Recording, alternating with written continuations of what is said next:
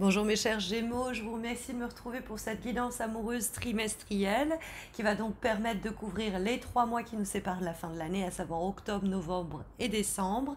Et ce tirage s'adresse aussi bien aux personnes en couple que célibataires ou celles qui convoitent plus simplement quelqu'un en particulier. Alors on va avoir ici les fondements de votre situation sentimentale qui vont être représentés.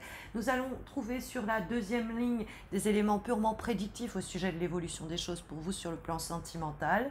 Et nous trouvons ici eh bien, un conseil, un avertissement, une information synthétique au sujet de ce trimestre amoureux à venir. Et nous trouvons pour démarrer la très belle carte de l'As de coupe. Alors pour ceux et celles qui ont des projets d'emménagement ou de déménagement à deux, eh bien, sachez que nous avons déjà un potentiel qui se révèle dans les bases mêmes de votre tirage et qui pourrait annoncer sa concrétisation à ce projet au cours du trimestre qui vient. Pour les personnes célibataires, l'As de coupe est également de très bonne augure. L'As de coupe, c'est un événement clé sur le plan amoureux qui peut nous parler d'une rencontre clé avec un potentiel sentimental qui se fait sentir et qui est vibrant. On peut être aussi plus simplement disponible et disposé à une telle rencontre et ça va se sentir. L'As de coupe en termes d'événements clés peut également parler de grossesse ou de désir à ce sujet, puisque nous trouvons juste après la carte du 4 de feu, 4 de bâton, qui est une carte qui peut être associée à la question du foyer, à la question de la famille. C'est une carte qui, suivant l'As de coupe, pourrait effectivement nous mettre sur une piste en nous disant que sur la question, encore une fois, immobilière et de logement, sur la question de présenter son partenaire ou sa partenaire à la famille, tout semble ici réuni pour se faire dans une relation nouvelle ou dans un projet naissant au sein d'une relation. On trouve ici des assises solides pour permettre de construire quelque chose de stable. C'est vrai que les deux ensemble, on peut avoir une relation qui émerge avec les éléments essentiels, les ingrédients nécessaires pour que quelque chose puisse se construire. Nous pouvons également avoir, dans un cadre de couple déjà existant, l'idée de vouloir construire quelque chose ensemble à l'aide d'un projet en particulier qui doit faire émerger quelque chose de nouveau.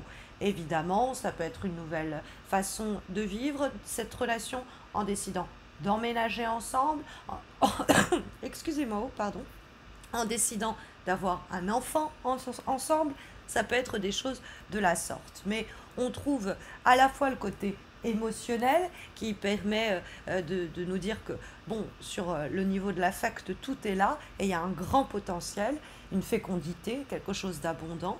Et on a le 4 de bâton qui nous parle sur un plan plus tangible et concret qu'on va avoir aussi les outils en main, les bases relationnelles pour pouvoir l'avoir gagné en sécurité et stabilité, cette idée, ce projet, cette relation avec le temps.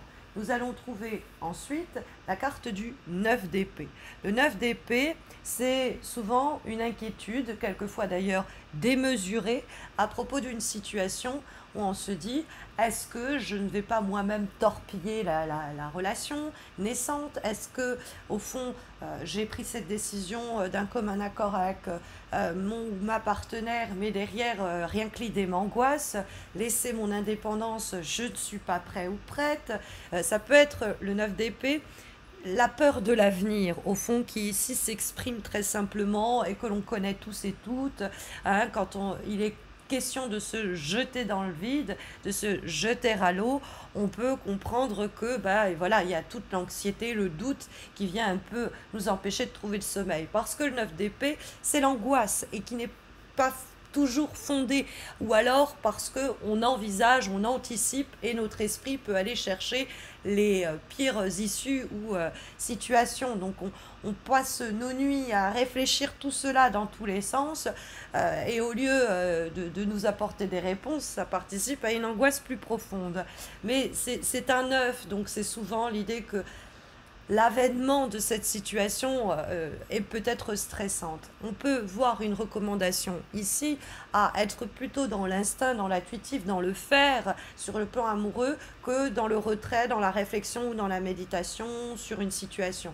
Hein, si vous avez un coup de cœur, ne réfléchissez pas trop, jetez-vous à l'eau parce qu'on sent qu'il y a un potentiel. Si vous réfléchissez trop le fait de vivre ensemble avec quelqu'un, peut-être que quand vous serez décidé, la personne sera passée à autre chose, et ainsi de suite. Et puis, le 9 d'épée, bon, sur un plan vraiment plus pragmatique, ça peut être par exemple une grossesse qui vous inquiète, hein, l'idée que, oh mon Dieu, est-ce que je vais y arriver? Ça peut être ça, est-ce que je vais pouvoir être père, être mère? Bon. On va avoir ensuite la carte du 2 de feu, 2 de bâton, qui est une carte qui nous invite à faire preuve de souplesse et d'adaptabilité en fonction des besoins de l'autre, hein, de la personne qu'on va rencontrer, ou dans les premiers temps d'une relation.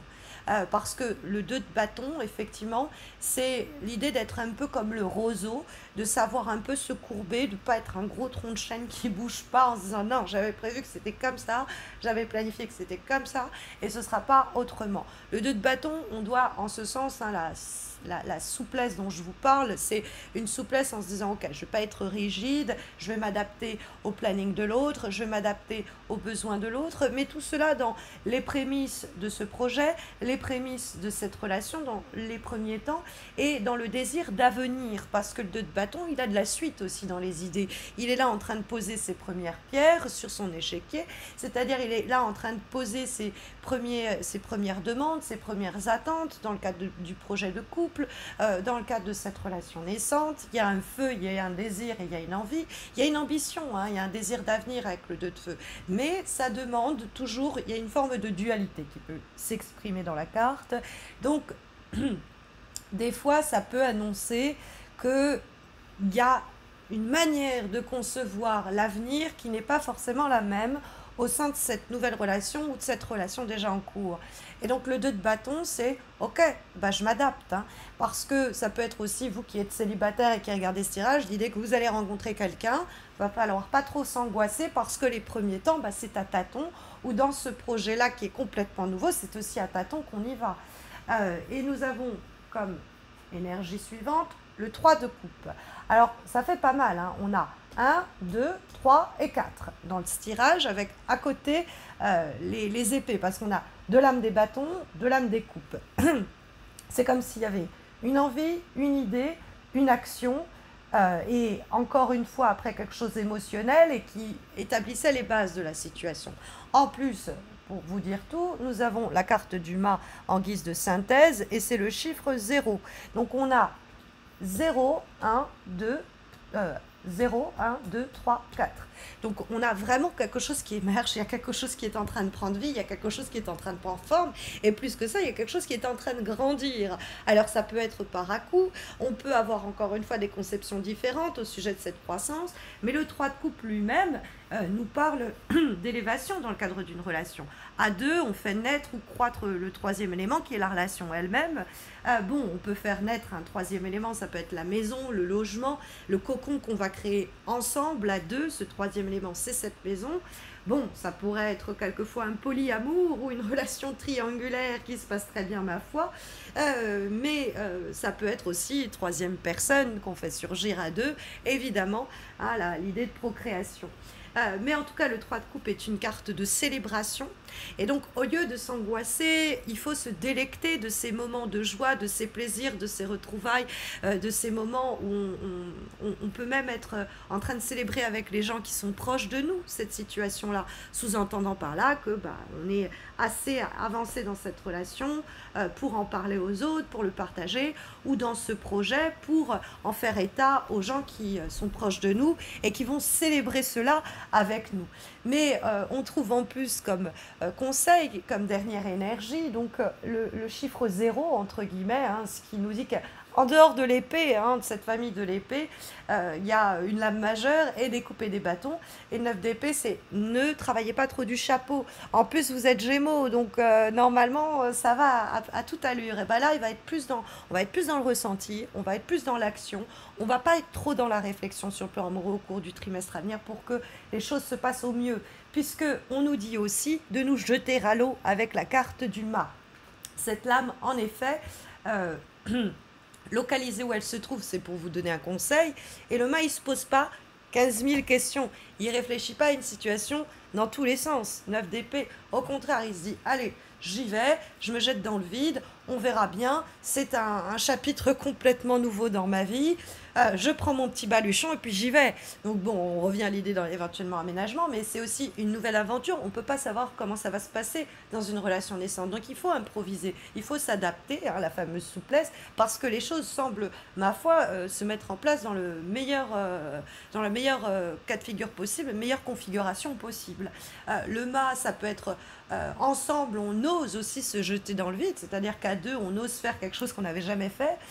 On peut avoir aussi une relation qui remet un peu de folie dans notre quotidien, et il faut ouvrir grand les bras à cette folie-là que le mât va signaler. Alors peut-être qu'on va trouver quelqu'un qui au début ne se présente pas comme étant sédentaire dans une relation, qui est toujours en mouvement de par son boulot, mais en réalité les choses vont se développer de sorte à que bon, bah, la personne, elle a toute chance de quand même rester, hein. Ça peut être possible, ou qu'on ait quelqu'un de fort et d'indépendant avec la carte du mât, qu'il faut lui laisser cet espace-là d'indépendance et de liberté, mais qu'ensemble, on peut quand même construire quelque chose. En tout cas, ce sont les énergies, mes chers Gémeaux, qui ont été ici sondées par les lames du tarot, en espérant que ça saura vous accompagner au mieux au cours des prochaines semaines et des prochains mois. Mais vous le savez, si vous avez besoin d'une guidance plus spécialisée sur ce qui est en train de se passer maintenant, et précisément maintenant, il y a les horoscopes mensuels que vous pouvez trouver sur ma chaîne, et vous pouvez aussi me retrouver pour des guidances chaque semaine,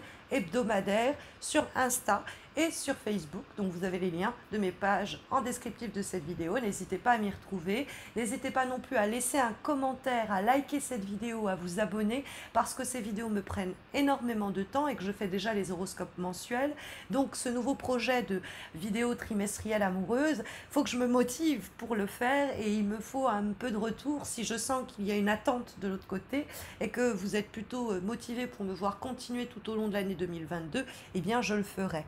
Voilà, je vous souhaite à tous et à toutes de très belles semaines à venir. Je vous retrouve, j'espère, très vite pour les prochains horoscopes. Et d'ici là, eh bien, prenez bien soin de vous, mes chers Gémeaux.